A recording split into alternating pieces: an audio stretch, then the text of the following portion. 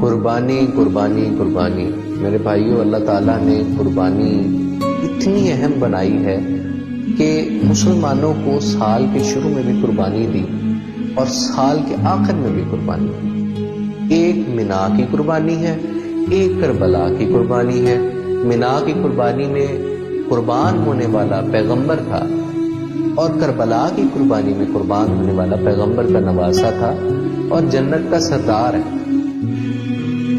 منا کی قربانی میں جب چھری چلی تو اللہ نے جنت سے ایک جانور بھیجا، لیکن کربلا کی قربانی میں جب چھری چلی، تلوار چلی، تیر چلا تو اس نے نہیں دیکھا کہ وہ 6 ماہ کا بچہ ہے، علی اصغر ہے، یا 18 سال کا جوان علی اکبر ہے، یا کوئی بھی ہے۔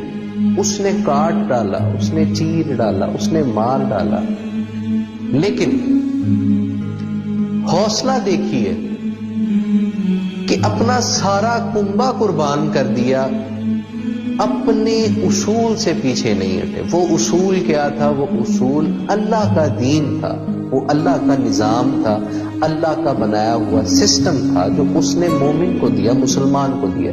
اب اس میں ہمارے لیے کیا سبق ہے؟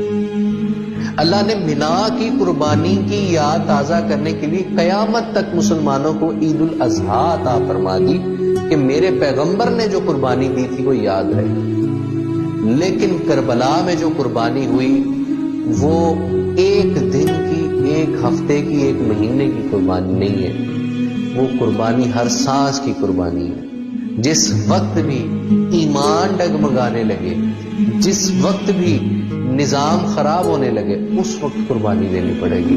حسین کے نقش قدم پر چلنا پڑے گا۔ حسین حسین کر کے حسینی نہیں ہونا، حسین کے نقش قدم پر چلنا ہے، قربانی دینی ہے، ایمان کی حفاظت کرنی ہے، اسلام کی حفاظت کرنی ہے، پھر انسان حسینی ہو سکتا ہے۔